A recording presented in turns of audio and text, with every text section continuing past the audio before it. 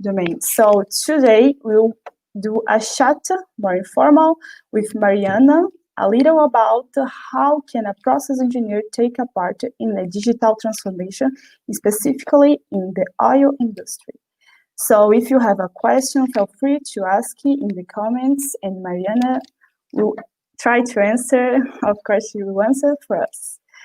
So Mariana, can you give a brief presentation how Mariana is and talk a little about this and this transformation in your career, beginning the area of process engineering site into now?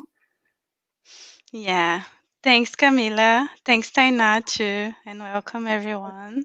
So, as Camila was saying, I'm a chemical engineer and I have started working in a refinery site. So, really locally in an industrial site. So, I have participated in like a turnaround event when we shut down all units and we go clean and go inspect the units so we can turn on again. So, it was really on site.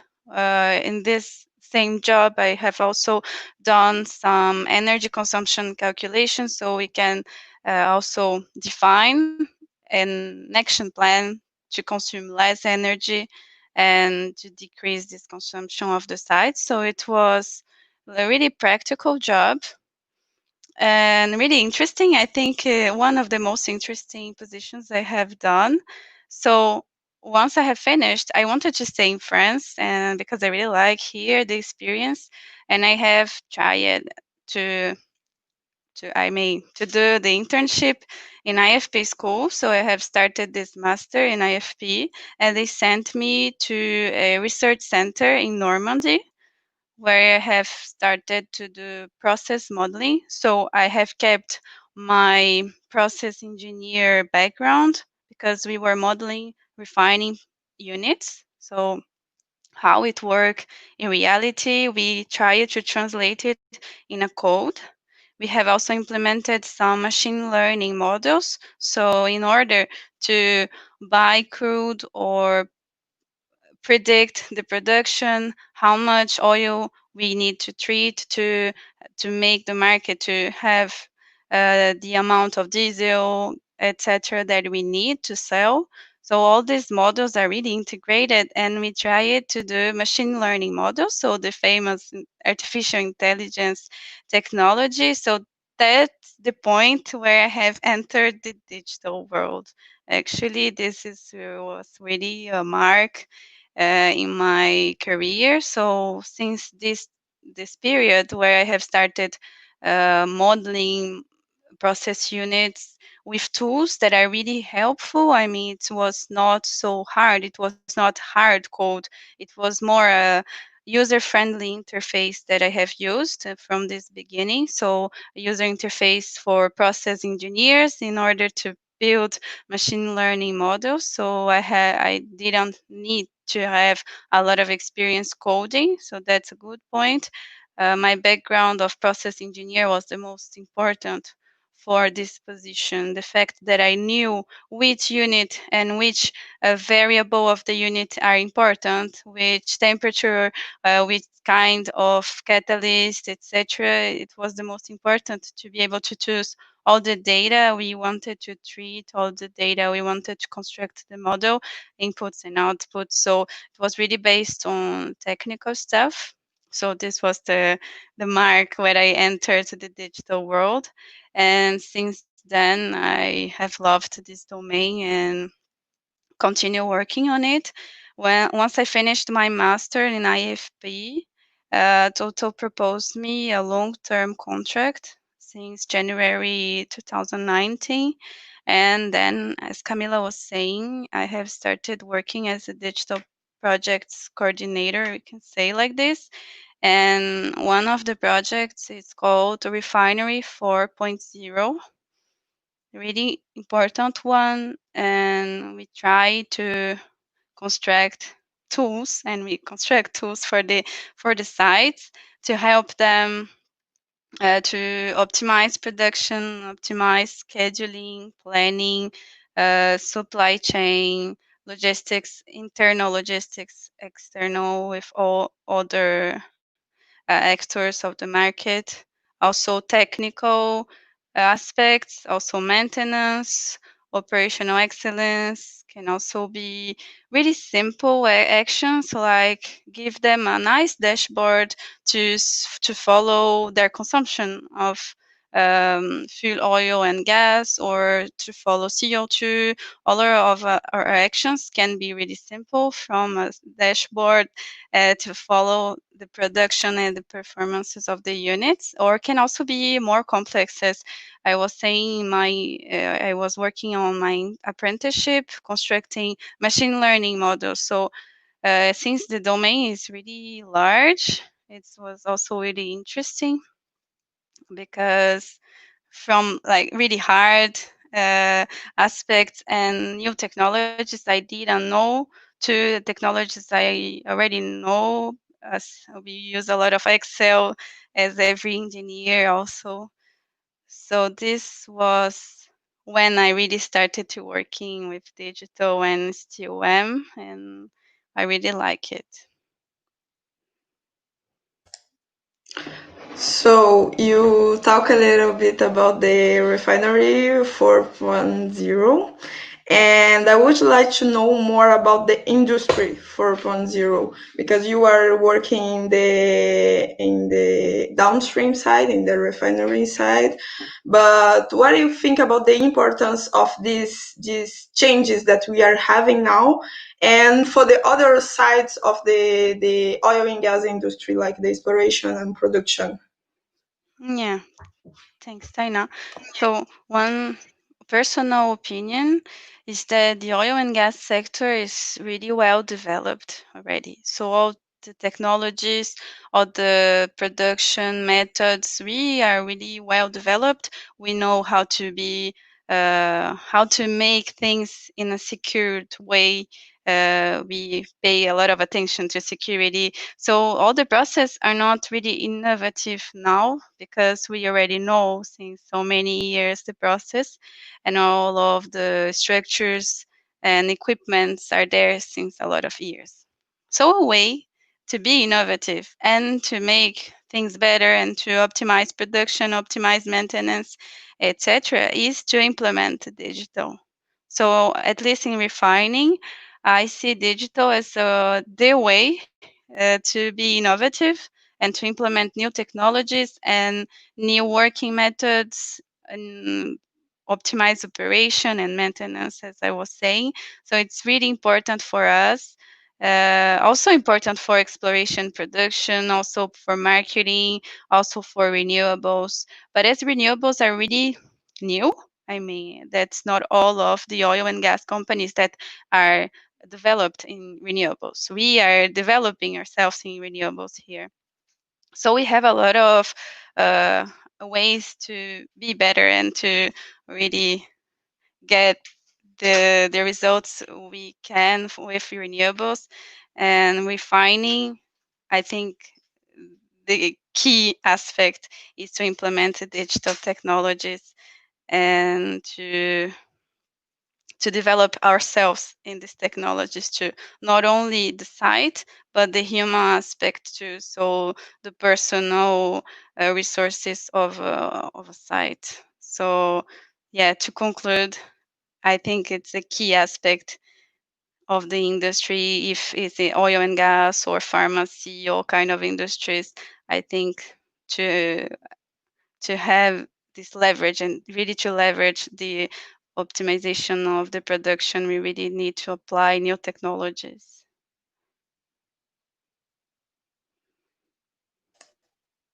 Okay, great. We have one question on the comments. I don't know if you want to read this right now or after. Mariana, Yeah, I can show here. you can show. Uh, Yeah, nice. Did you take special degree in data science or machine learning? What advice do you have for chemical engineering to be involved in the digitalization? Yeah, actually, I haven't done an official degree. It's not from a university, physical university. I have done on my own on internet, but the biggest experience and when I have really learned it was doing the work. So when I was in my intern, my boss just said, okay, you are working with data analysis, you need to work with data and machine learning. So he gave me the software and some material, and with help of some colleagues I could work with this and learn. So I think just with my technical background, as I was saying, the most important was the technical background, because just when you are a data scientist, you cannot say which temperature are going to be important to your process, where this temperature is, or which flow is important, which kind of like raw material can impact your process. So the most important there was my technical knowledge, and the data science skills just came naturally when I was trying and I was learning by doing. Can be cliche this phrase, but it's really learning by doing. I think they don't expect us to know everything, and they are patient. So you can be calm, and if you show that you are interested, if you show that you want to learn and you are open to this kind of knowledge and new skills, they will teach you. So this is the main difference, because I remember when I was finishing my master, and none of my colleagues wanted to work on this domain, and I wanted. So I think it's what you want, and you show that you want to, and you want to learn, and I think you get a lot of opportunities and a lot of good jobs. And I think it's really the future if we know how to adapt and we know how to be able to learn and yeah, give this opportunity. So they don't expect you to have both of the backgrounds. So you are a process engineer or chemical engineer, so you can be open to innovation and data science, and vice versa. They also like data scientists that are open to process. But this way is more difficult because to understand all the process of a refinery or of an exploration site, it's difficult. I mean, you need to have more time to study, and that's why we always work in pairs. So that's why all projects we have, we work with a developer, we work with a data scientist, and someone that knows infrastructure, databases, and we don't work alone. So that's a good thing, because we always have help on this side, and they always need us because they don't have the technical background. So every project, one thing that we need to have in mind, that every project have all the sides. I mean, business representative, us, a data representative, a infrastructure, IT representative, developer, if there is any interface to build, and any application, an interface for the user to build. So like here in total, we always have a lot of representatives in the same team to build a project, a digital project. So for me, I represent the business. So I always have someone that knows better or how we get data, how we treat this data. I, of course, I need to know the languages to be able to talk to him and say, okay, I agree with this kind of technology. I agree with this kind of database, of this kind of approach, this kind of architecture, and but I don't need to know everything and do myself. I hope this answers your question. Thank you, Mariana. We have a second question. Maybe if you can show.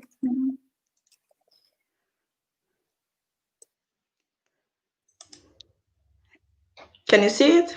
Yeah, is digital technology presenting most of the oil and gas company, or is it still slowly developing? From my perspective, it's present in all of the oil and gas companies I know, and I have already talked with friends that work there. So yes, it's present.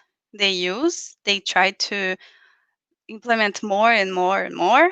And in some cases, it's slow because, from my perspective in refining, we have the big data scenario since uh, 1990. I mean, since the 90s. So we have a lot of data. We have really this big data scenario since the 90s. So for us, it was nothing new. And since we already knew all this data, for us it's normal to have it. So yeah, everything is working and it's increasing, maybe slowly, depends in which perspective. If we see from a startup perspective, yes, oil and gas companies are big companies, so everything you do, it's more slow than in a startup. But as we are used to work with a lot of data, it's also a good point for us, because we have a lot of data since like 30 years, I was saying. So we know the importance of the data, and we are always struggling with data treatment and cleaning, etc. So it's still a problem. So small problems are still today's problems. So yes, most of oil and gas companies use digital technologies. Okay, we have a third one. But guys, you are asking, tell us on the comments if the question was answered or not, and if you have another question too. I will show the third one. Mm. What is the digital It's the same coordination person. daily job like? Yeah, I can give an example, a simple one. Assuming that we have, as I was saying, a team, really complex team and a lot of background. So I am business representative and the coordinator of the project, and we are developing a business intelligence dashboard. Just an example. So for one refinery, they need a dashboard to follow the CO2 emissions. So we always have a product owner. They are in the site. So my role is to make sure that the project is really going on as we wanted to, and make sure that all the needs from the site are well heard and respected. Uh, and the developers, on the other hand, has all the data they need, all the information they need. So it's the bridge between the data team and the developers and the business. From, I mean, my job.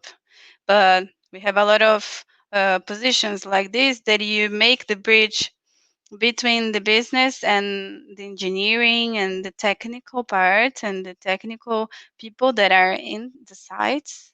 It can be a exploration site, a refining site, or any in the industry you want, and the base and the developers, a data team, and the people that are really coding for you. So every new software or development need this bridge to make sure that the projects are going well, and all the two parts are being heard, and all two parts are understanding the aim and going forward to a same objective, a same goal.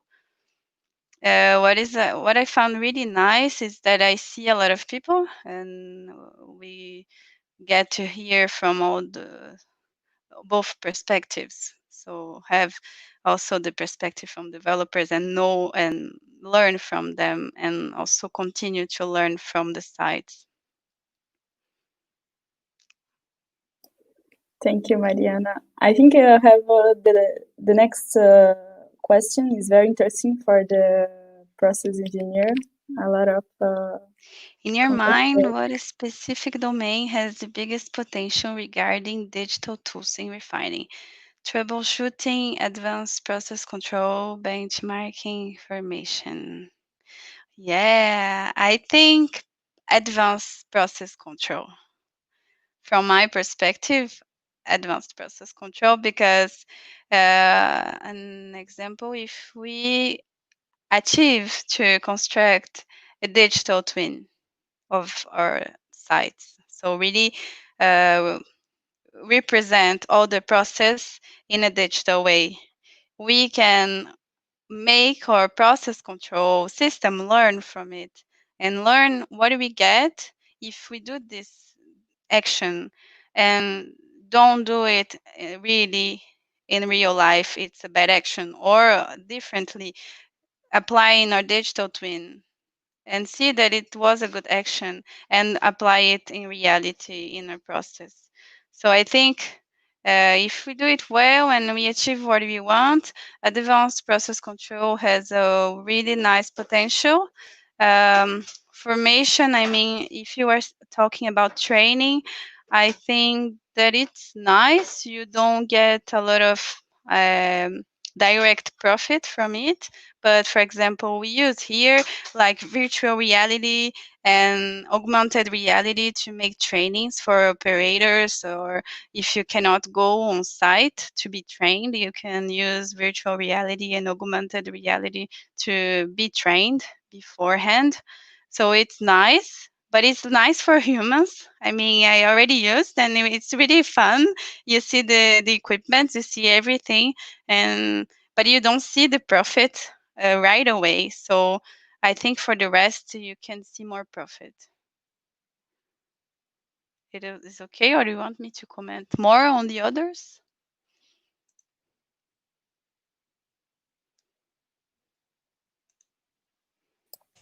Thank you, So Mariana. who asked if you want something more, you can say, you write on the comments. We can continue between that. So Mariana, you talk for the first question on the comments. You talk about like you had to study yourself about the digital, the digitalization, the data information, and between this, what was the biggest challenge that you faced? Like you learning a lot alone, or what is it was the really biggest challenge you had? Okay. I split this question in two. First, I'll talk in a technical way, and then I'll talk personally because also interesting maybe. So technically, I think that it was difficult to take a step back and see the big picture because I was in a refining site. So I was used to see the equipment and to be there and see what's happening and see just one site, one refinery, and think only my refinery. I know it was not mine, but I was on this only one site, and everything we developed at that time was for this site. So the solutions were really specific for the site, and also I was attached to details, to technical details. How can we operate this reactor, this oven, etc. So it was really specific. So one of the things it was hard in the beginning it was to see the big picture and take this step back and see the problems and the solutions can be global, and I cannot solve a specific problem since I'm working on a central service for 10 sites. So we approach problems differently, and also see that some solutions technically, I mean, understand languages, understand how databases work, understand all these technologies was difficult in the beginning. Once you understand, it's normal, and I think it's easier than it was at the time to understand, I mean, chemical engineering and etc. So we are used already with technology. I have a small sister, a younger sister, so she's reading this wave of internet, computer, cell phone. We are in the middle of these two generations, but I think we are really used to technology and we need to take advantage from it. So I just said to myself, I need to learn. And in the beginning, maybe first month, it was difficult because there was a lot of new technologies to learn and to understand at least how it works and which kind of technology you choose for this problem, which kind of technology you need to choose for this and other problem. So technically was this to acquire a lot of information at a time and different. And personally, I think maybe it's also cliche to say this, but a challenge for me in a big company and old company, it was because I had the impression that people looked at me as I was just really young, and women, I didn't feel so much this pressure about women, but the fact I'm young, everyone just say, okay, they don't feel like you are talking something, they can be confident, but once you start working with the people and I mean, during the first meeting, it's already okay, they trust you, but in the first moment they just see you as the young employee, the junior, and that was a strength and also something to be worked. I mean, I needed um, to face this problem, not a problem, but some difficulty. So it was good because I was young, so I could bring more innovation in this hand. But on the other hand, as oil and gas are already really standard process and old process, really structured company, so it was a personal uh, problem to solve.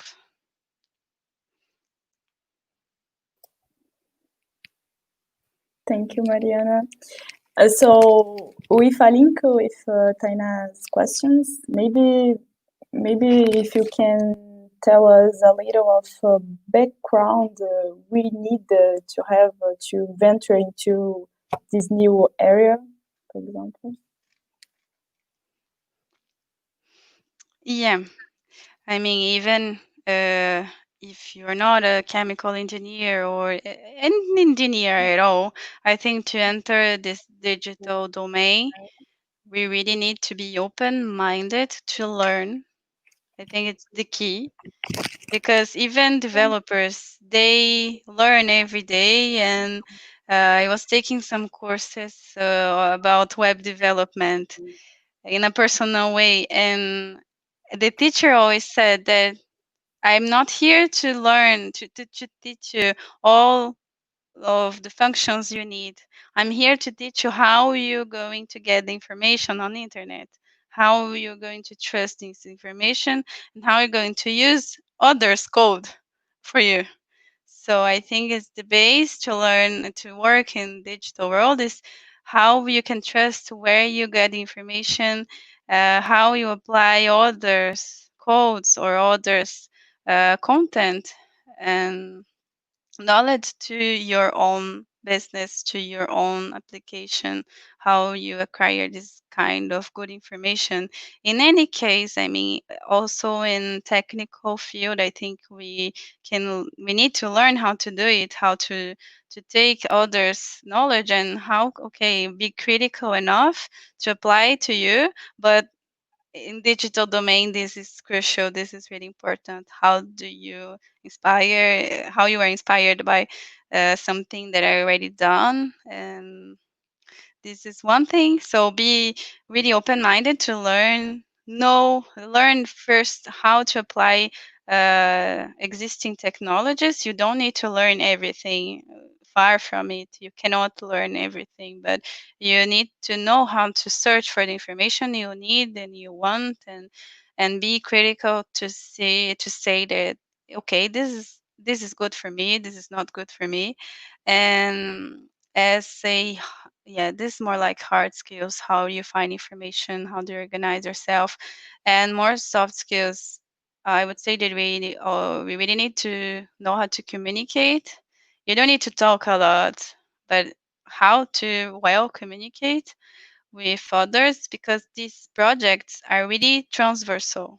You work with data scientists, you work with developers, you work with business, you work with engineers, you work with everyone, with your clients. So you need to know how to talk to people and communicate and organize.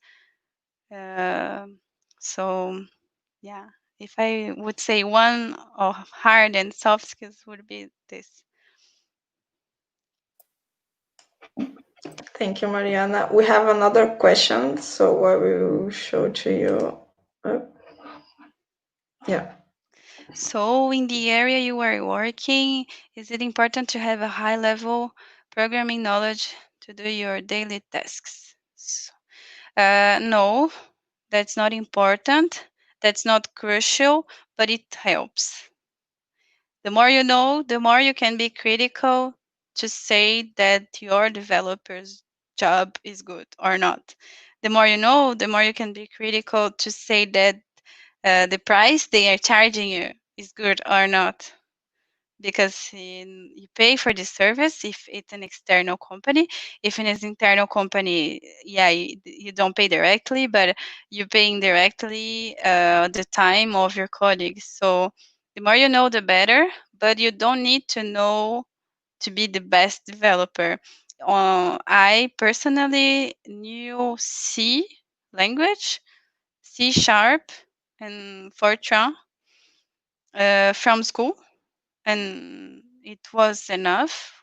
And here I have learned more, but it was enough to the job just to be able to audit what others are doing. So they don't ask me, okay, Mariana, then you do it, and we are putting in production your code. That's not happening. I can say, okay, let me help you. I can do a lot of stuff, but if I don't feel like, I can be honest and say, okay, I don't feel like putting this in production. I can just audit and help with some points, and also be critical to say that I think the 2 points is this. So you can know better how to quantify the work, many resources, how many people you need to do this job, how much time they need, and how much it will cost. So you can understand better the service you are paying for and what you get from it as a result. So the level is not high. So we can say you are learning a language to talk the same language with the other one. Yeah, that's it. Yes. So, now it's one question of mine. I don't know if you have any example, like a concrete example that you could say to us on the downstream or on the upstream too. Concrete example, how do you use the data science on this part? Yeah. Really simple. I'll try to be simple. I can give you an upstream example and a downstream. I'll start from upstream since it comes first in the process. So an upstream process could be, for example, apply a machine learning algorithm on some real data to predict kick in an exploration site or a blowout. So to prevent it to happening, and we analyze this data. So a data scientist will analyze the data, will treat all the data, and we need an engineer to say, okay, when it happened, the kick, when it happened, this event. So this is there is always an interface between business and data scientists and data analysts and business developers, etc. So the engineer are going to label all the points that we have this problem, any problem. I mean, if it's security problem or maintenance problem. So, every time we are labeling this data, okay, this date at this time we had this problem, and we gave this to the data scientist, and they try to do the magic and construct an algorithm to prevent and to predict in the future when we could have this event and prevent it to happening. So this is one possible application for upstream. Downstream, we can have more or less the same, but turned to equipment when this equipment can have a failure, or also we can apply it to more financial domain. So how can we buy a product? How can we buy crude, a raw material? So we can also do some data analysis on what we have bought and what a refinery has produced with this kind of crude. So this also can be a model. We can also do a model of the process unit. So putting this kind of raw material in this unit, how have we produced? I mean, what kind of outputs we have, the quality of these outputs. So all of these machine learning models can be applied really widely, and every time always in partnership between business and data scientists.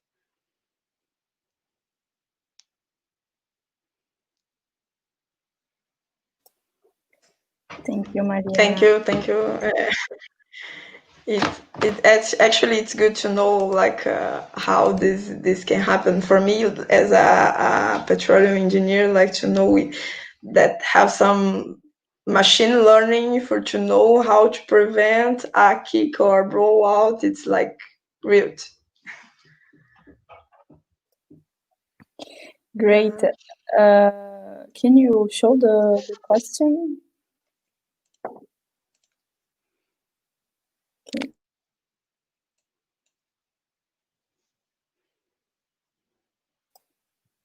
Can you see, Mariana?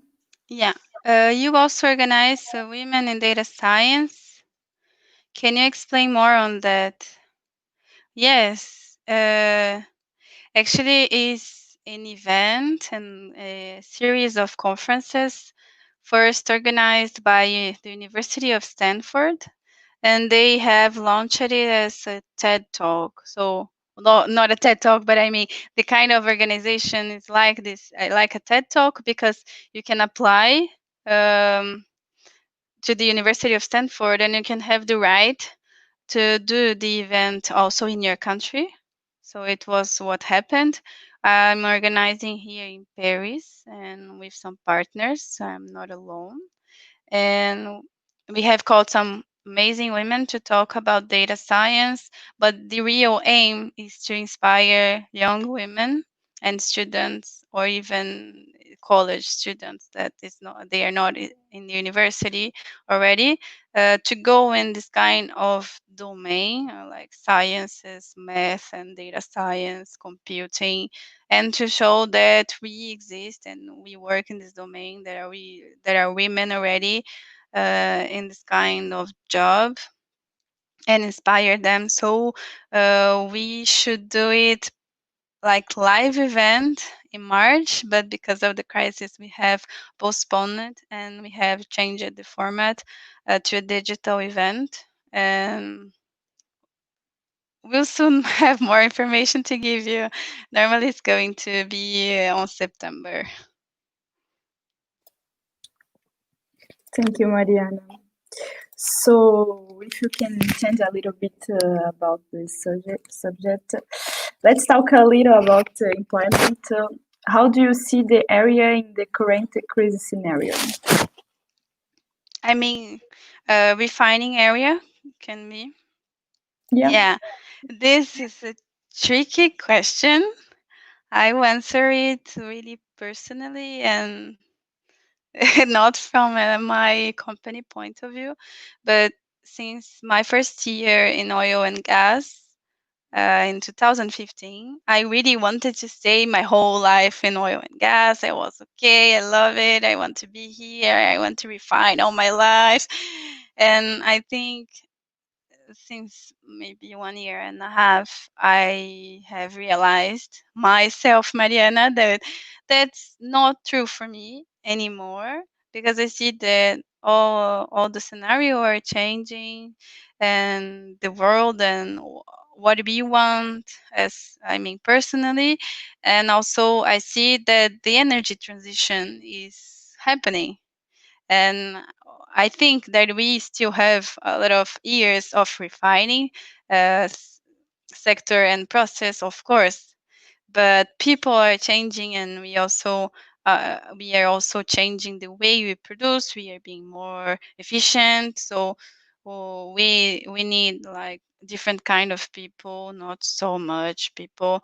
But personally, I see myself going in more digital direction, more transversal project management. I still see refining sector going on for some years, but what I thought it was just a myth, that the energy transition wasn't happening in the beginning. But now I see that yes, we are really um we are investing a lot on renewables. We are investing a lot on solar and gas power. So I see that even big companies are investing. So we also, as person, should invest on ourselves and being more flexible and open our minds to other kind of jobs. So it's a tricky question. I hope this crisis finish quick and then we get back to normal, because I see that we have suffered a lot. And even if it's a huge company, we really try not try, but we really don't fire people. And at the end, it's difficult for the company, but everything is going back to normal slowly. So do you think you might not have any more refineries in the future, or it's too hard to use these words? I think it's too hard. I think we still have refineries, and it's too hard to predict. Yeah, of course we have refineries, because all of our polymers and like finished products, we really need plastics and polymers in our daily life for a lot of applications. So we need to pass through a refining process, even though we stop in like long-term future, even though if we stop using diesel and gasoline, even though we will need refining process. Maybe it will change the quantity, but we still have jobs.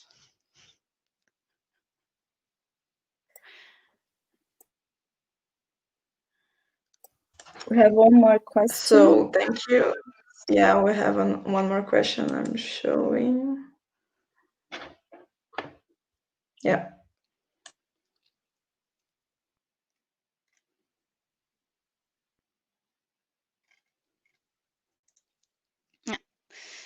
Do you think that having participated in hackathons helped a lot in your development towards being able to contribute to digital transformation?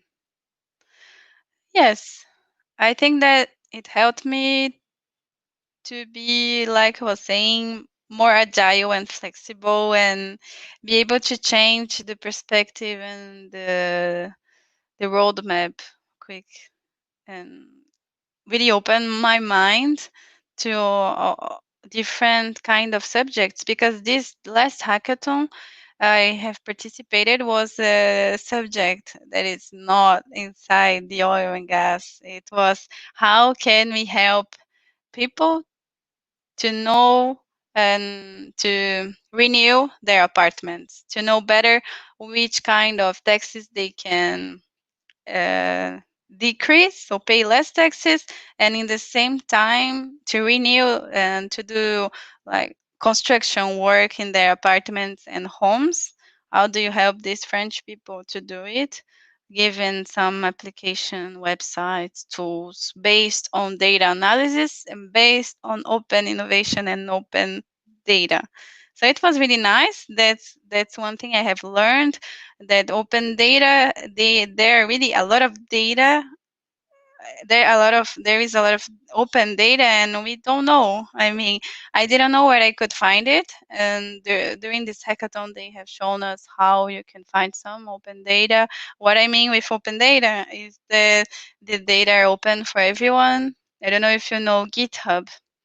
It's also an open source place that you can find a lot of codes, a lot of other people codes, and you can also help them with their projects or inspire you in your projects.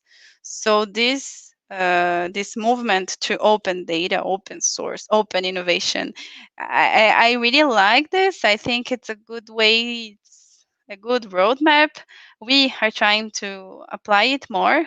I mean, our total. And me personally, I also think it's a good roadmap, a good way to follow. And so, yes, hackathon had helped me. But I also think if it was just a project, it could also help in the same way. The difference that is hackathons are in a short period, so you learn a lot in a short period. So that's the most thing that I have learned. Is just that really short period you are with everyone and you learn a lot in a short period. So like you work like in more than the refinery side of the data science, and in the hackathon you did like a completely different thing. So you think like someone like you is working data science now in some subject, it's easy to change the subject but still in the data science. It's like this transition could be do easily. Yes, yes. But actually, what I have done during the hackathon was more project coordinator. But I think someone that has this data science background can also do data science for marketing, data science for buildings, for oil and gas, pharmacy. So you can always have one fit where so one domain that you know that you were used to, familiar, and then you can always try to put another fit in a different domain and a new domain that you don't know. And I think that you can apply all of your background in data science, or in my case was more like digital projects coordinator, really how we work together in this in refining sector, and how we still work together in the same way for a different project, for a more customer centered project. So it was not the same, but I could apply what I know and what I do for refining sites, I could apply for customers. So I think the digital is really transversal and horizontal, that you can apply what you learn in another domains. And that's a really good point. If you go in, you can have jobs in a lot of other domains. Good. Thank you, Mariana. Thank you, Mariana. I don't know So, if you you don't have have another more question, questions? Camila. Can do the If last someone one. have, yeah, if someone have, please send now. I'm not seeing any anymore. Okay, so to finish, what advice do you would give to a future process engineer, or even to Mariana 2 years ago, but with a pandemic crisis? What do you give as advice? I would say to Maybe also, to in be more addition, yeah, open-minded. What actually, in addition to all of this, I'm not going to repeat it, but in addition to all of it, I have said open-minded, adaptable, and flexible. In addition to it, I would say really make the most of all your experiences, because for example, my internship, I was just an intern at the time, but I think I have learned a lot that I use today, and I didn't knew. I was not expecting to be so important for my life, my experience there. I would say it was even more important than my apprenticeship, that I was more graduated and I was more important in the company. But for me personally, it was really one of the most important experiences was on site. So I would say really make the most of all your experiences, even though you think, okay, it's just this. No, really go forward and make the most of it. Don't underestimate your background, don't underestimate your where you come from, don't underestimate what kind of tasks they are given to you. Because I remember I had to calculate all the electrical consumption of all of the pumps. There are more than 2,000 pumps in the refining site. So I just had to take all of the papers, all the specifications of the pumps, and just calculate where we were in the curve of the efficiency of the pump. And it was really, I mean, boring at the time.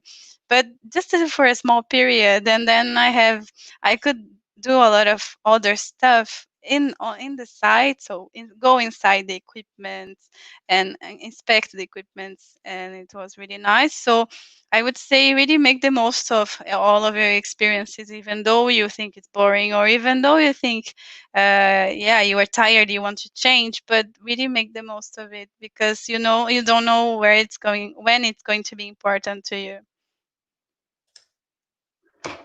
Thank you. Actually, we have one more question they send on the commentaries. You can see. Do you think that Toto is going to hire more and more of digitalized pro? Yes. I think yes. I cannot say about the crisis aspect from this point of view, but I mean, before the crisis, I can tell you for sure they search not only Toto, but everyone are searching for people that have all these two backgrounds, or as I was saying, have one background, but you are open to learn the other background, to learn the computing part, to learn more about this. So yes, I can say for myself, I have an intern now, and next year I'll have an apprentice from IFP. And one of the main points that have made my decision, it's because he wanted to learn more about the digital world, and he was willing to know better and to learn this kind of topic. So yes, but don't take my word so serious because of the crisis. I cannot tell you the strategy of the group, but yeah, comparing to someone that don't want to learn on this and are not willing to and are close to this kind of domain, yes, you have more advantages if you are open.